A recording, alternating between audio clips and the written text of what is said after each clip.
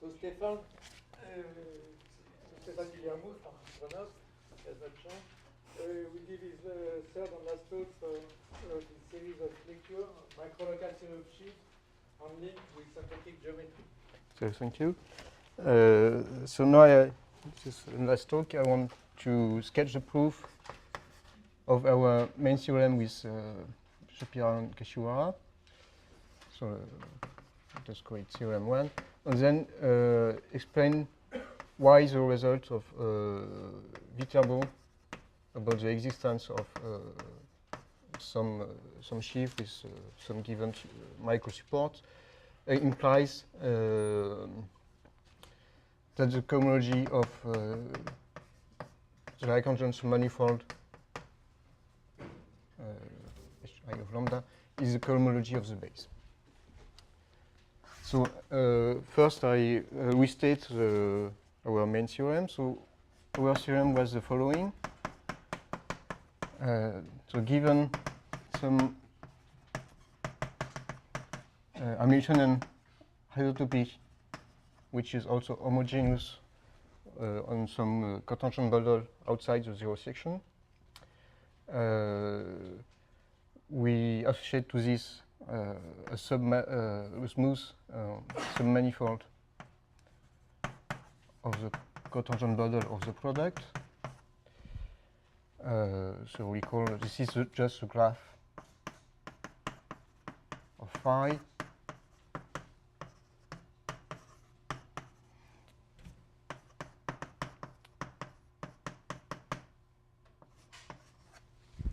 Okay, and we prove that there exists unique objects in the derived category of sheaves on the base with micro support included in lambda and maybe some points on the base, and such that at time 0 it is equal to the constant sheaf on the diagonal. So the idea, so there are three steps in the proof. So first, we prove local existence of K all around 0, and then unicity. And once we have both local existence and unicity, we can glue our sheaves. So so here we just prove local existence, I think. So so proof of existence of K on some product n times n times a small interval. So what we want to do is to find some sheaf with micro support, which is a deformation of the conormal bundle of the diagonal. So so let us call lambda t the graph of phi t. So this is a subset in this cotangent bundle. And of course, this is a deformation of lambda 0, which is just the conormal bundle of the diagonal. And of course, if we deform a conormal bundle to a manifold, to a submanifold, we don't have something nice. It could be it is not conormal bundle of some other manifold, except if the submanifold is of codimension 1. So if we deform,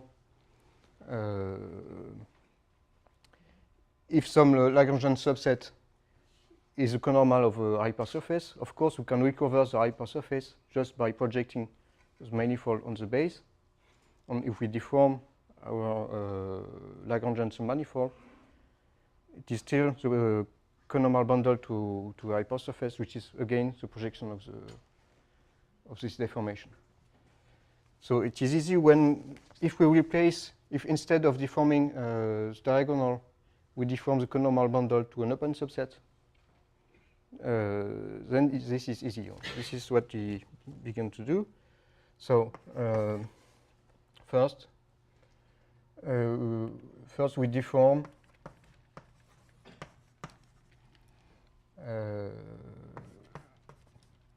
the outer normal bundle of some open set U in M with smooth boundary.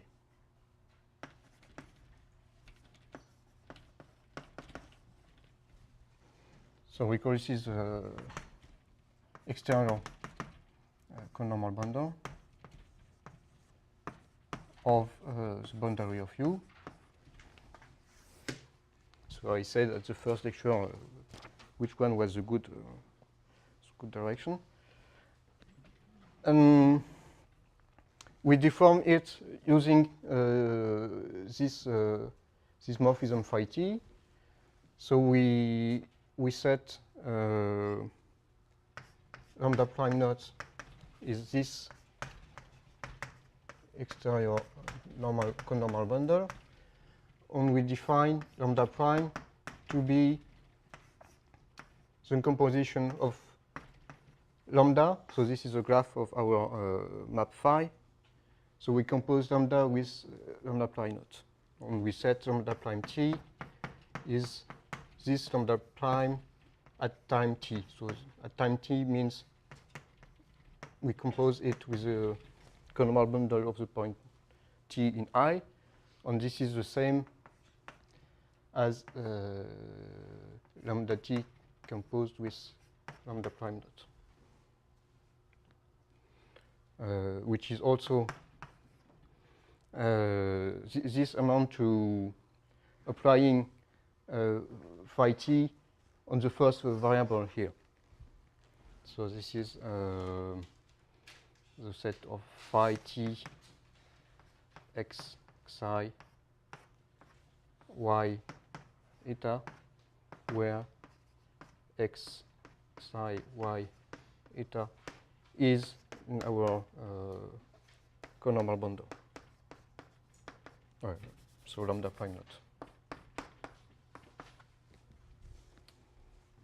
Okay, so I deform. So first, instead of considering the conormal bundle to the diagonal, I take conormal bundle to an open set, and I deform it using lambda. Then it remains the conormal bundle of some open set, which is just the projection of lambda prime t for small t. Well, assuming, so we assume now that phi is identity outside some compact subset. I mean outside some t star w, where w in M is open with compact closure.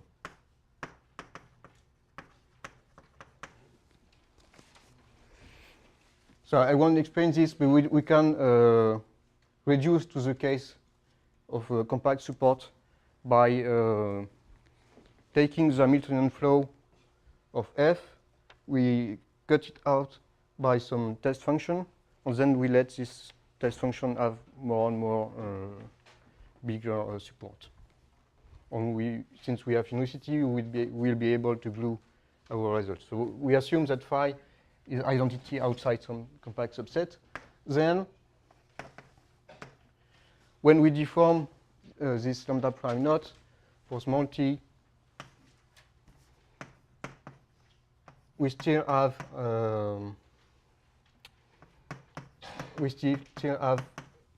that this is lambda pi t is a conormal bundle to some open set ut. And ut is just the boundary of ut is just a projection to the base of this lambda prime t.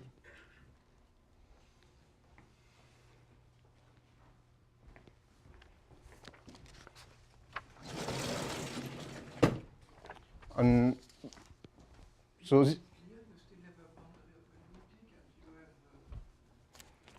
well,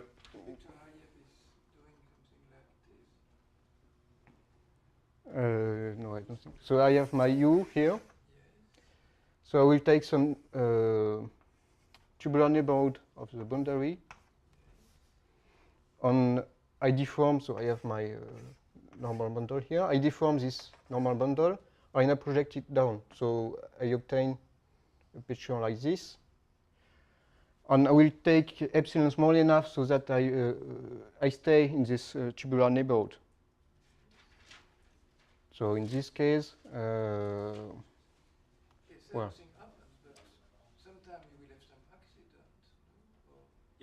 not for small t, not for small t. So you start from the identity, you move a little bit, and then you have no accident. If you move more, you have an accident. Yes. But he moves for t less than epsilon. I mean, to give a clear argument.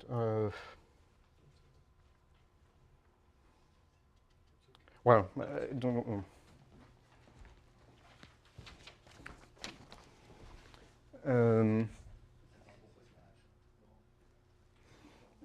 So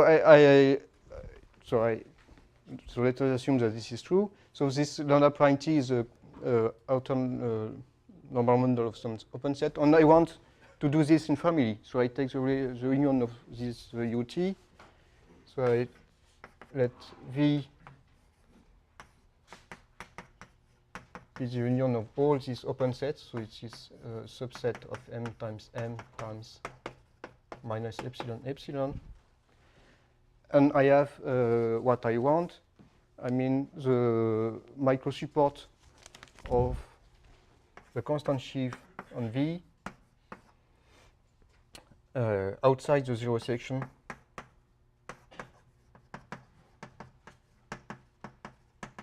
is equal to my lambda prime. Okay.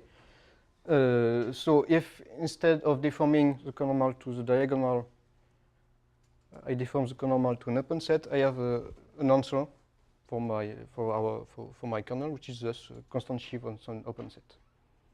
And I want to go back. I want to go back to the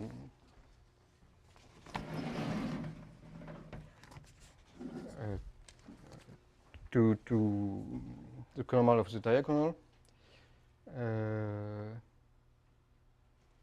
Yes, I should say that this lambda prime, well, I recall the formula, this lambda prime is lambda composed with the micro support of the constant sheaf on U. Okay, so assume you have find some, assume you know the results, so you know the lambda is the micro support of some k. Then this is the micro support of k composed with ku. So probably kv should be isomorphic to k composed with ku. I want this k. So I have to compose with the inverse of ku, and I will obtain my k. Okay. Well, this is not an implication, but so if lambda is this, maybe kv is this one, but anyway, I want k. So what I want to do is to find an inverse to the composition with ku. And in fact, this is not so difficult. So we look for, say, L such that ku composed with L is the constant sheaf of the diagonal.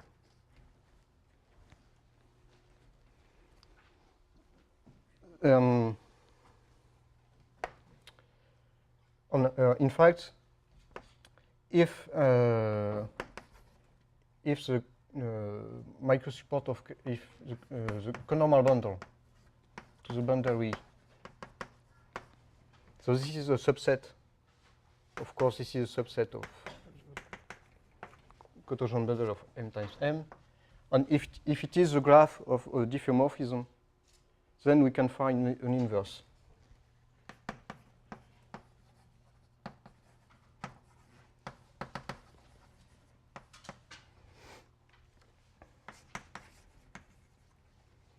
And in fact, the inverse will be, well, if you have the graph of a diffeomorphism, to find the inverse, you just exchange the coordinates. And here we also have to multiply by -1 because our graphs are twisted by the antipodal map. And we have natural candidate for the inverse image, which is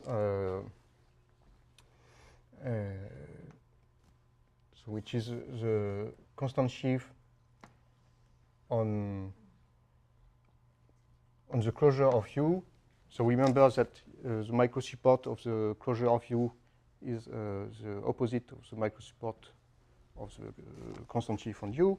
And I have to twist to exchange the coordinates. So V is just xy maps to yx. So this is a good candidate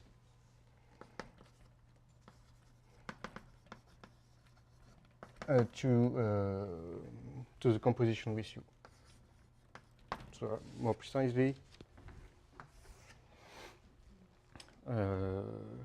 so we have a general fact. So I just explain why this is true. So in general, for any kernel, so a kernel just means a sheaf on m times m. We have a natural candidate for an inverse.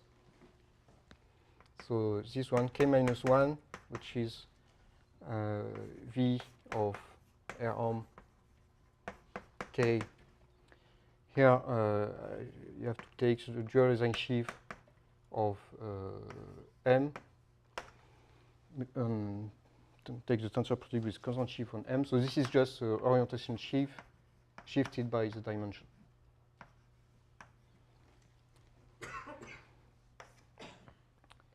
So I define k minus 1 like this. So V is my transposition. Then this is a good candidate. This is a natural candidate for an inverse. Or in fact, we have a morphism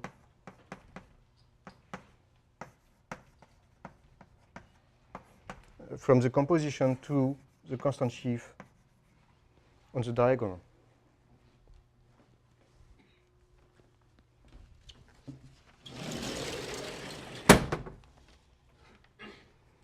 So in our case, so the sheaf here is almost this one up to shift. Here I have a shift in the cohomological degree. So we have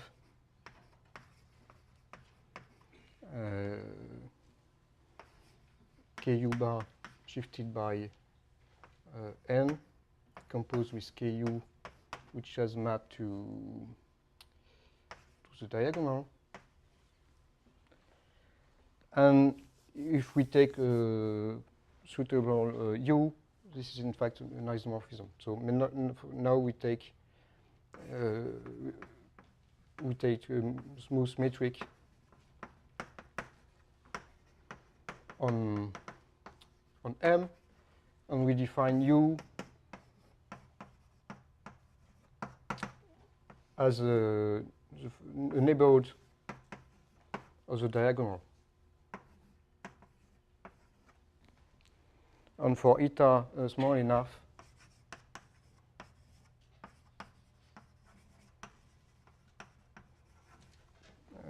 the outer conormal of this, so of course the outer conormal of this will be a deformation of the conormal bundle to the diagonal. So for eta small enough, this remains a diffeomorphism of the cotangent bundle. And we can also compute the composition here. So computing this means computing the cohomology of the intersection of some balls. So this is not difficult, and we can check that in fact this is an isomorphism.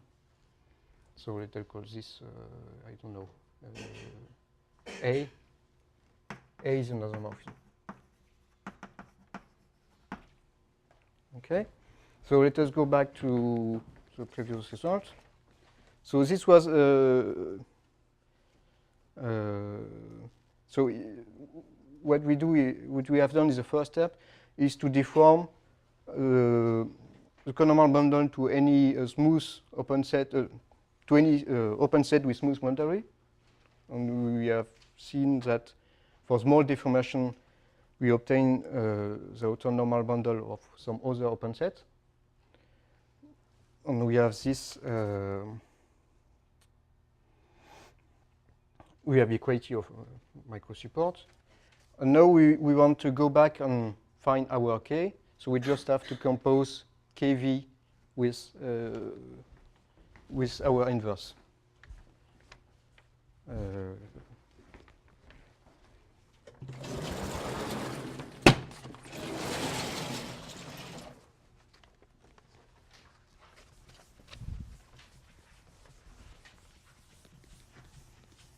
So we just have to set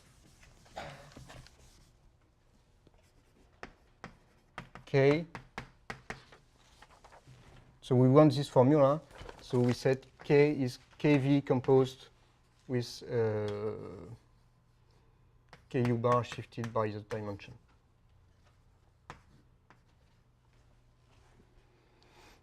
And where V is obtained in the first step. And then we can check. So K at time 0, of course, this will be Ku composed with Ku bar, because Kv at time 0 is Ku. So this will be the constant sheaf on the diagonal. And the microsupport will be included in the composition microsupport of Kv with microsupport of Ku bar, and of course this is equal to lambda. So we have found some sheaves on m times minus epsilon epsilon, which is constant sheaves on the diagonal at time 0 and with the microsupport we want. KV, that's on the open V and extended by 0? KV means this KV is a constant sheaf on V, so it is so it's KV is G proper direct image of KV. So J is the inclusion.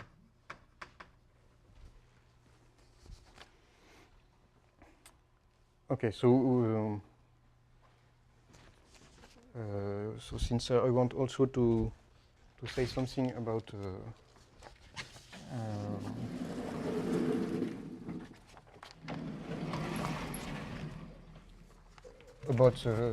results of Viterbo, I will just explain quickly how we conclude. So this was the proof of the local existence, and we can also prove unicity of K. So if we have two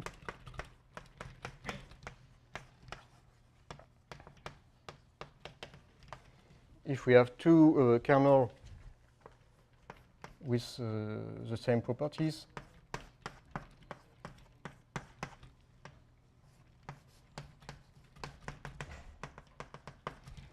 and which are constant sheaf on the diagram at time 0, then in fact they are equal.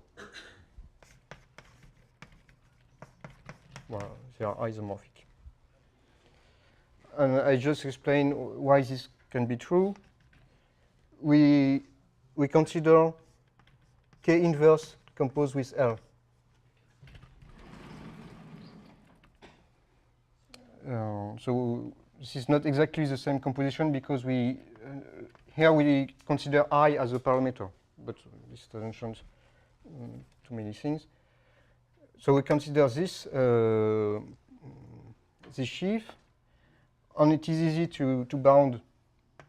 So let us call F. No, not yet. But it will follow from. I mean, k minus 1 doesn't mean well. K minus 1 is given by the formula here. But I don't claim that it is always an inverse. In general, I just have a map like this. So I take this K inverse. For the moment, I don't know that it is invertible. But it is easy to bound the microsupport of F just using the formula for the composition of microsupport. And we can see that it is included in the diagonal, in the Grenoble bundle to the diagonal.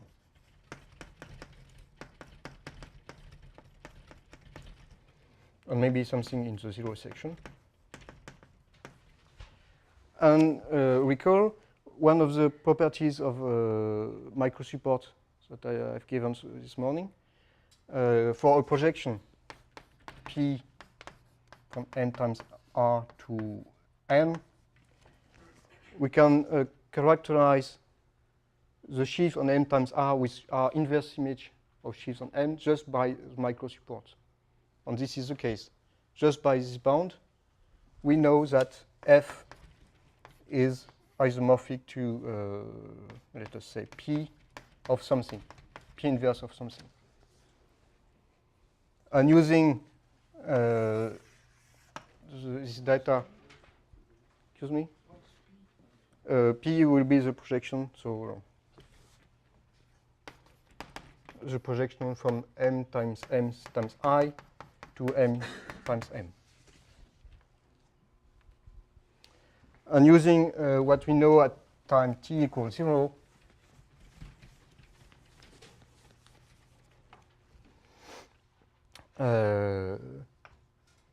so F naught, because of this, F naught is the constant sheaf on the diagonal. So we find that F is a constant sheaf on the diagonal times I. And if we apply this to L equal K, we obtain that K is invertible. And then we compose,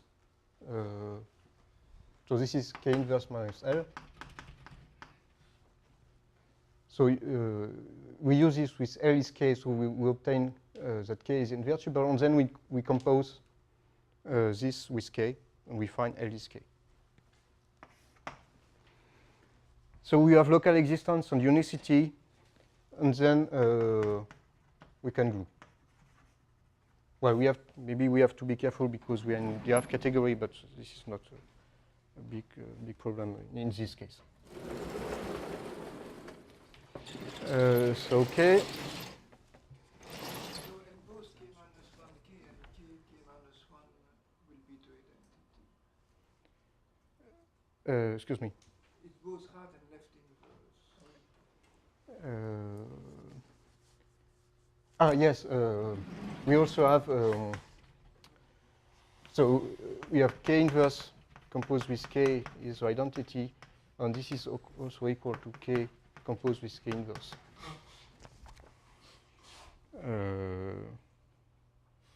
We just composition is associative, so we just no, we have to prove it. Excuse me, we have to prove it using the same formula.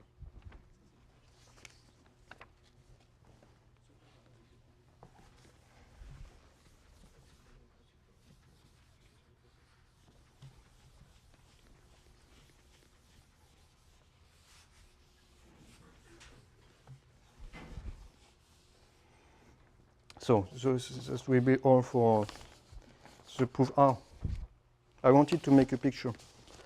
So I'm just able to compute the simplest case, but I want to show the results. So we take M is Rn, and phi is just the flow of the just given by the geodesic flow. So it maps x psi to x phi t, so max x plus t psi over psi psi. Okay, this is my Hamiltonian isotopy. And in this case,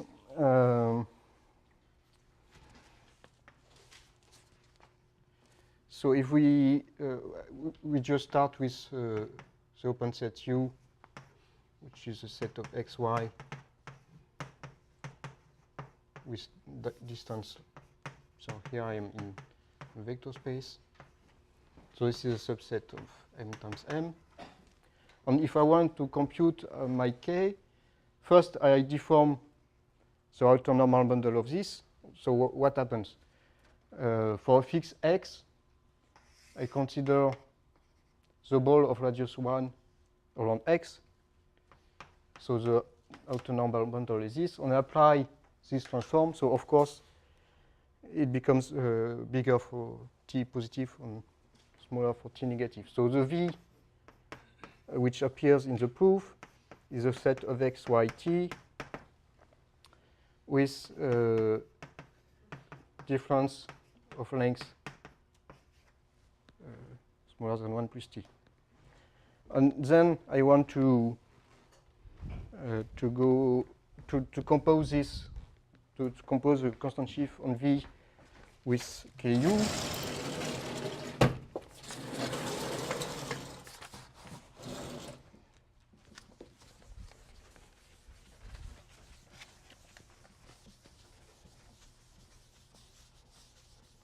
So the answer was K is Kv composed with Ku bar shifted by the dimension.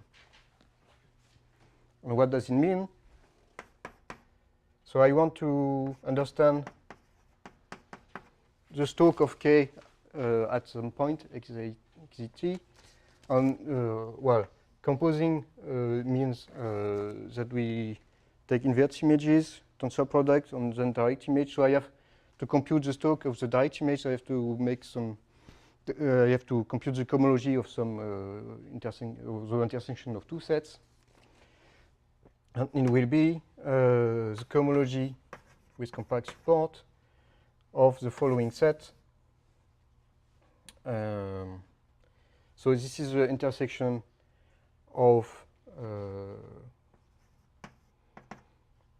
so V is a set of Y with X minus Y of length smaller than 1 plus T. And for Ku bar, I find the set of Y with Z minus Y smaller or equal to 1. So I have to compute the cohomology of the intersection of a ball of radius 1 with a ball, an open ball of radius 1 plus T.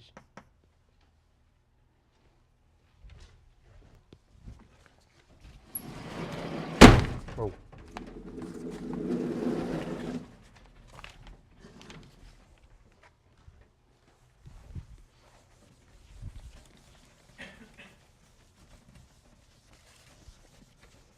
So what we find is that for non-negative t, I will find 0 if at any time where the big ball does not contain the small one.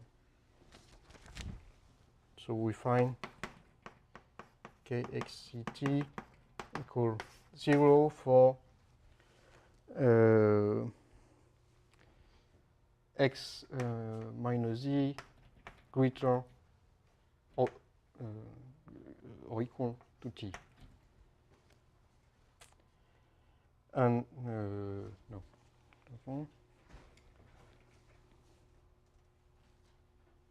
Yes, that's it. and we find K in the other case. Okay, and for T smaller than 0, we have a small open ball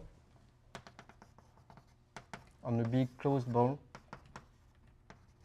So the cohomology is 0 except if the small one is contained in the first one. We find 0 if x minus z is greater than minus t. On k, maybe I forgot. So here, no, here there is no shift. And here I compute the cohomology of So here this is the cohomology of a closed ball. So this is k, but there is a shift here that I forgot. And this is the cohomology of an open ball. So this is in degree n, and I shift by n, so I find k. And the picture is like this. So of course this only depends on x minus z. So I draw t on the horizontal line, and x minus z here, and I find. So for positive t, we have nothing outside some open set, which is a cone. And here we have a shift by n. And for t negative, we find 0 outside some. Yes, there is a difference. So this is strict on large. So we find 0 outside some closed subset. And here there is no shift. And so this is just the Stoke. And in fact, if you remember the microscope, excuse me? Well, but I am on the vector space, so it's okay. So if you remember, the microsupport of a cone is not very nice at the vertex because we have something like this. So our object in the giraffe category is certainly not the sum of these two. And there is only one non-trivial object corresponding to this, which is given by, so let us call Z this closed set and U this open cone. And it is given by the extension class like this. So I am in dimension n plus 1 because I have t. And it is not difficult to compute the extension between the constant sheaf on the closed subset here, on the open set here, and it is of dimension 1. So I have only one, up to multiplication by a constant, I have only one non-trivial morphism here, and K is the kernel of this. The kernel, the mapping cone of this.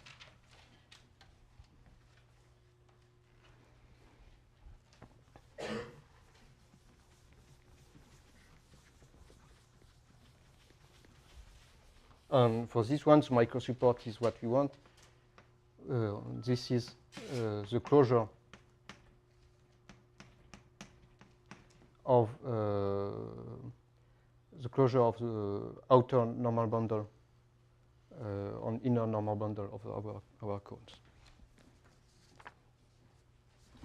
Okay, and now I want to explain, but very quickly.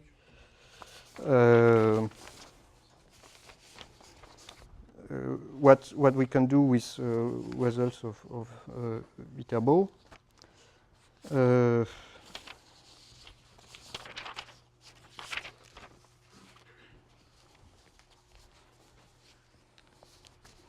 So first I have to restate correctly this result. And for this, I will say some word about simple sheaves. So this is one step further after the micro support. So we consider for the moment we consider a smooth Lagrangian submanifold in some cotangent bundle, conic of course. Here we only have conic Lagrangian. And we assume that we have some sheaves in the DRF category with micro supports equal lambda outside the zero section. Okay. There is a first theorem. No. So I want to understand what happens at the point of lambda when I consider the restriction morphism from a section over a small ball at x, and when I cut this by phi negative, as in the definition of the micro support. So I know that this is not an isomorphism if I take a point in lambda, and I want to understand what is the difference.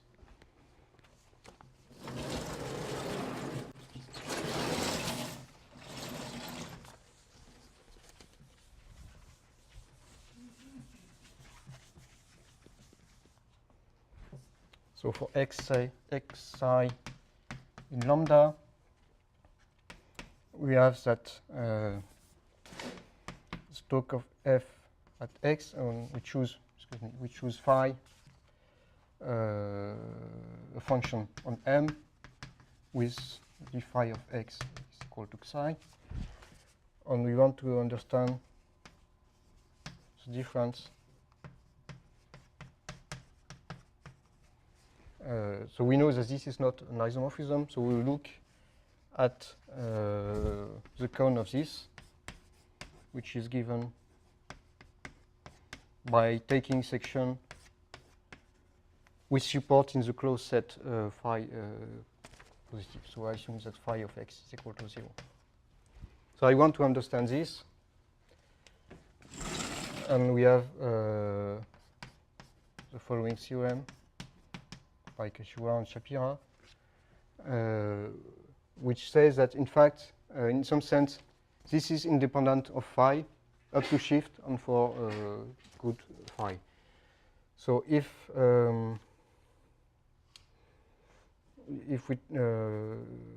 we take two such functions,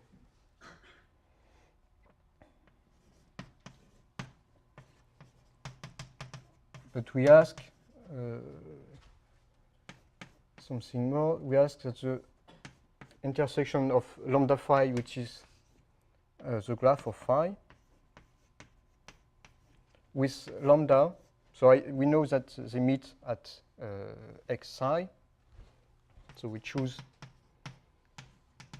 a point in lambda, and we assume that the intersection is transversal at this point. And the same for phi prime.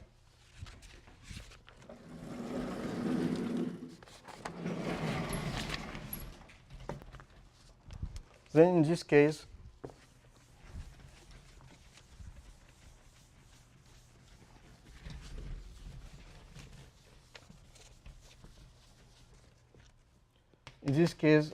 both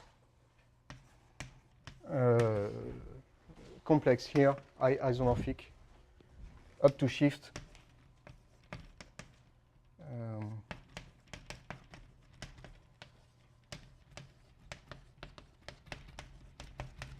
And the shift is given by some Maslow index. And here, tau phi is the Maslow index of three Lagrangian subspace at P. So I consider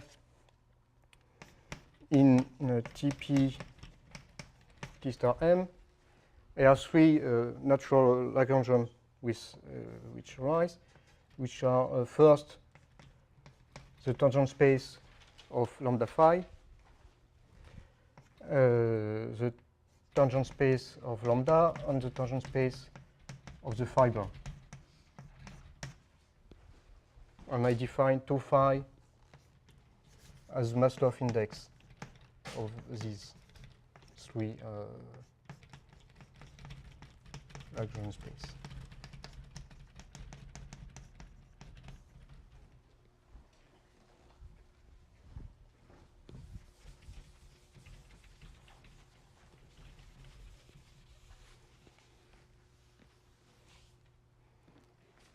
So okay, and so we have this object in the Dirac category, which is well, natural in some sense. So the isomorphism here is not canonical, but still we have an isomorphism. And we say that F, so F is supposed to have microsupport equal to lambda outside the zero section. So F is simple at P if this object is concentrated in 1 degree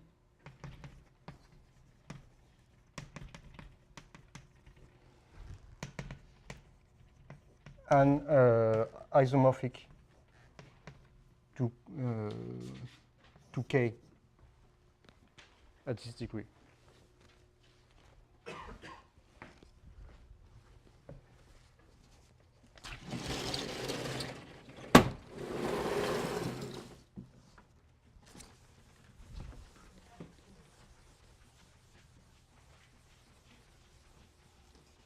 And in fact, this can be checked at any point of lambda. If lambda is connected,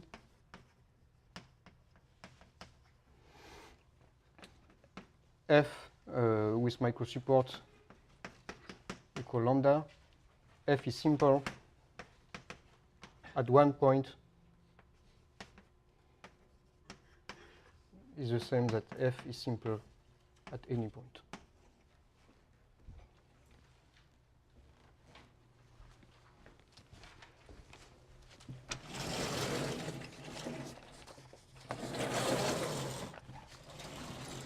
And now I can state the result of Viterbo.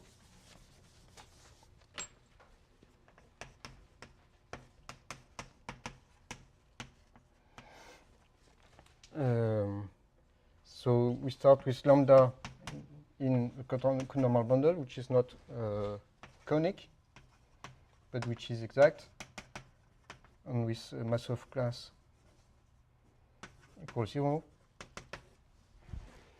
And yesterday I've explained that there is a natural conification of lambda tilde, which is given by using a primitive for the Liouville form.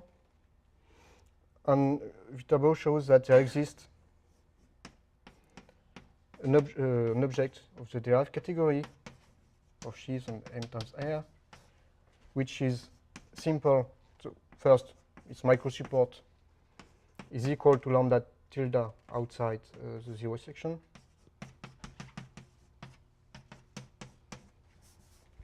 It is simple. And moreover, we know that at infinity it is constant.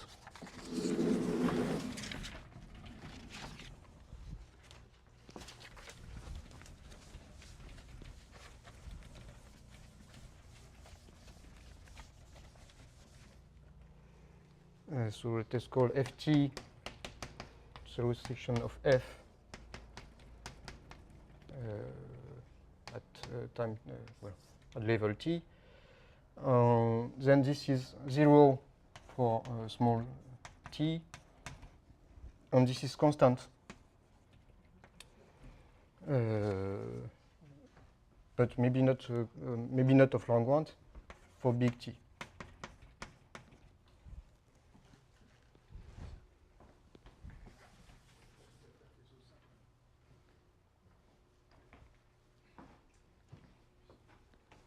simple along lambda.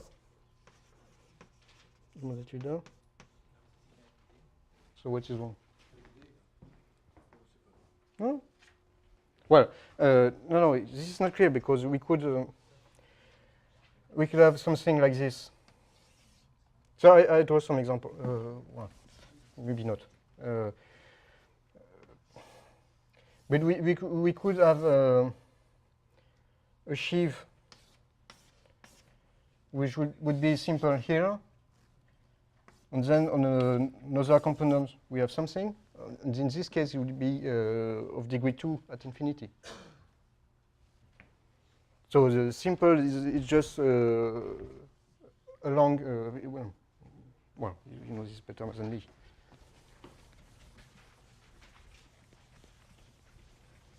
And in fact, we don't have this case. So we'll see that in fact d is equal to 1, but this is not a priori given. And in a 5 minutes, I'll explain why this can be true. So first, a proposition.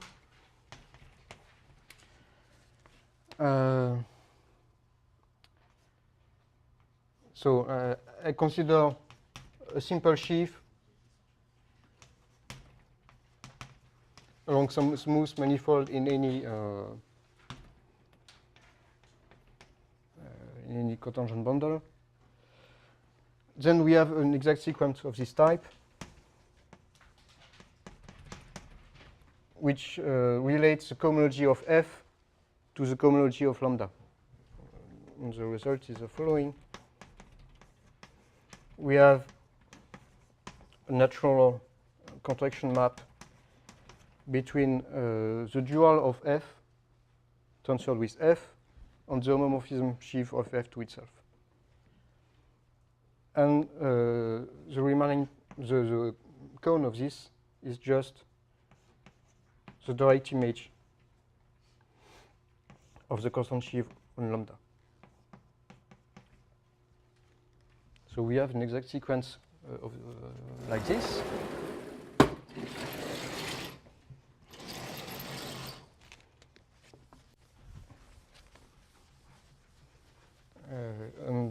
Well, I will not prove this, but just indicates why this is true.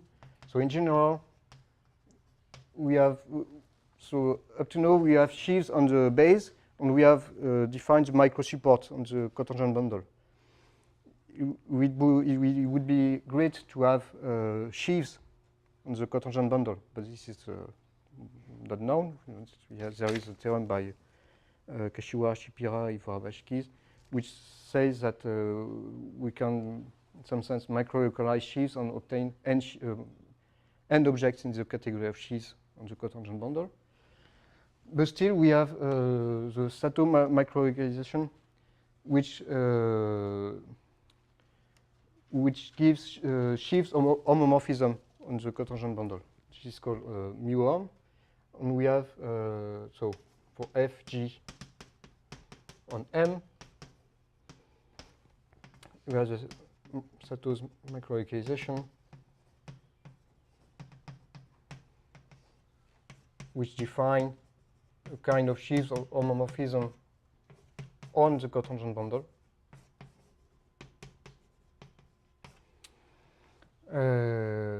Which is invariant by symplectic transformation.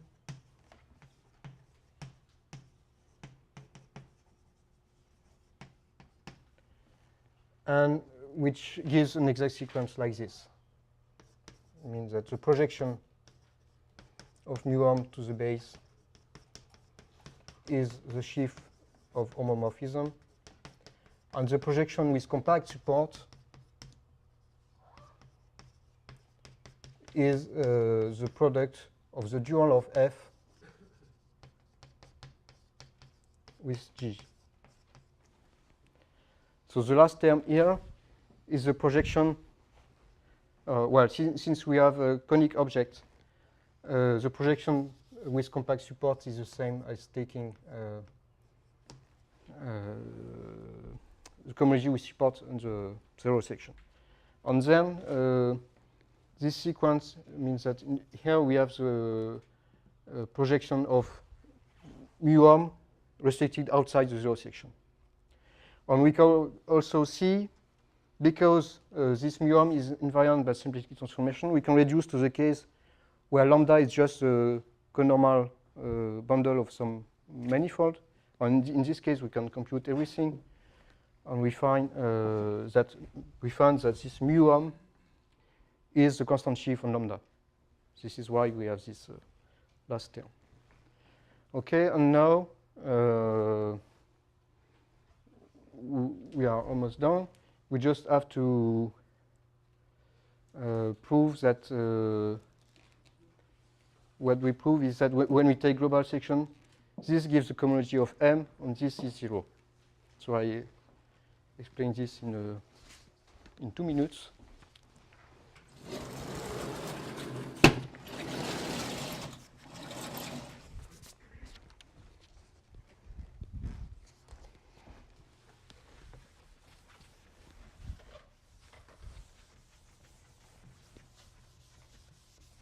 So this was for the general M, but now we are on M times R,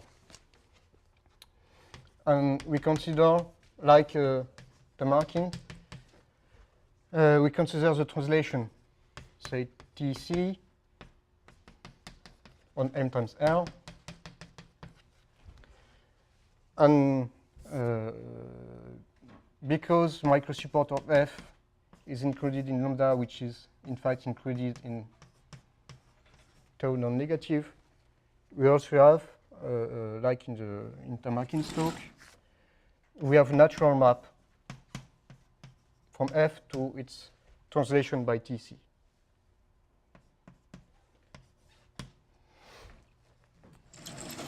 And we prove the following. With F and G with microsupport included in lambda, the induced map for the homomorphism from F to G to F on the translation of G. This is an isomorphism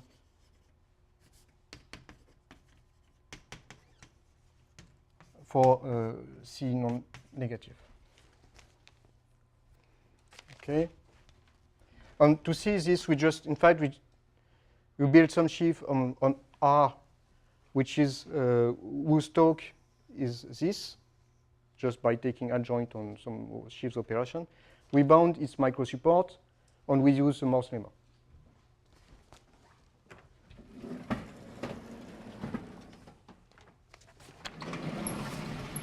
And now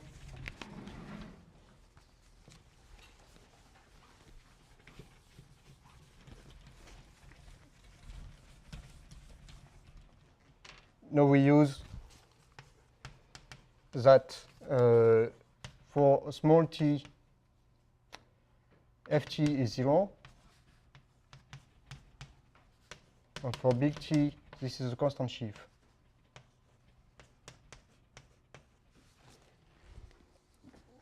And so we use this and this isomorphism, and we find that FF is equal to excuse me, so I have written here, but I could take the derived So here I find KMD to KMD, and this is the cohomology of Km, but taken d squared time. And we can prove in the same way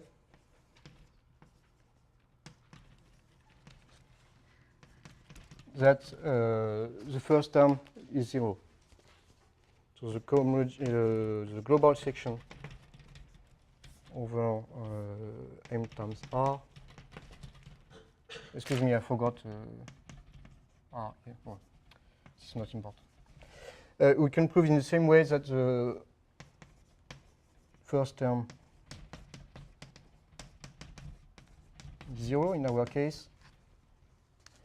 And what we find using this sequence is that the cohomology of lambda is the cohomology of the d squared times the constant sheaf. So we look at degree 0. Since n and lambda are connected, we obtain d squared is 1, and that the cohomology are the same.